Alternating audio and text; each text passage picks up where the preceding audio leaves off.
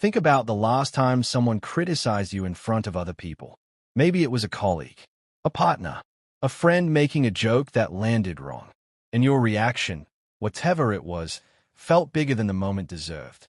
The embarrassment hit harder. The anger came faster. Or you went completely quiet when you wanted to speak. You probably chalked it up to personality. That's just how I am. But here's the thing. That reaction didn't start in that room. It started somewhere much earlier. Probably in a house you grew up in. Probably before you were old enough to understand what was happening to you. That's what this video is about. Before I continue, please hit that subscribe button, like, and share this video with your loved ones. Thank you. In 1998, the CDC and Kaiser Permanente published the results of one of the most important studies in the history of psychology. They called it the ACE study, Adverse Childhood Experiences. They surveyed over 17,000 adults about their childhood, abuse, neglect, household dysfunction, witnessing violence. Then they tracked the relationship between those experiences and health outcomes in adulthood. The results were uncomfortable. The more adverse childhood experiences a person had, the higher their risk for depression, anxiety, substance abuse, heart disease, and even early death. Not marginally higher, significantly higher. And the most unsettling finding wasn't about extreme abuse. It was about how ordinary some of those experiences were. A parent who was emotionally unavailable. A home where conflict was constant. Being made to feel like a burden. Nothing dramatic. Nothing anyone would call traumatic from the outside. And yet the body and the brain kept the score. Dr. John Bowlby spent decades trying to explain why. His attachment theory, developed in the 1950s and later built upon by psychologist Mary Ainsworth, argues that the bond between a child and their primary caregiver is not just emotional. It is neurological. It literally shapes how the developing brain organizes itself. When a caregiver is consistently warm and responsive, the child's nervous system learns something fundamental. The world is safe and people can be trusted. That becomes the template. When a caregiver is inconsistent, cold, frightening, or absent, the child's nervous system learns something different. I am on my own, and closeness is dangerous. That also becomes a template.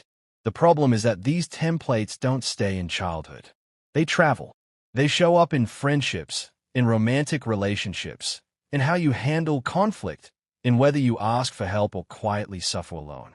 Ainsworth identified 3 core attachment styles that form in early childhood: secure, anxious, and avoidant. A 4th, disorganized, was added later. And research consistently shows that the attachment style you developed before the age of 5 is the one you're most likely carrying into your adult relationships right now. But it goes deeper than behavior. It goes into the body. Dr. Bessel van der Kolk, a psychiatrist and trauma researcher, wrote extensively about how early experiences don't just shape thought patterns, they reshape the nervous system itself.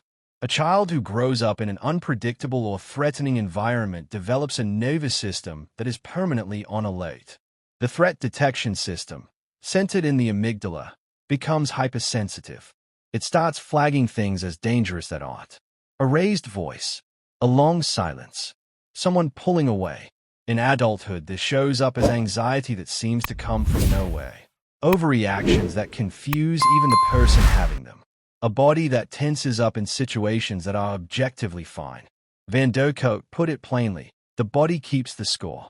Your nervous system remembers what your conscious mind has long since moved past. There's also the matter of what you were told, and what you were never told.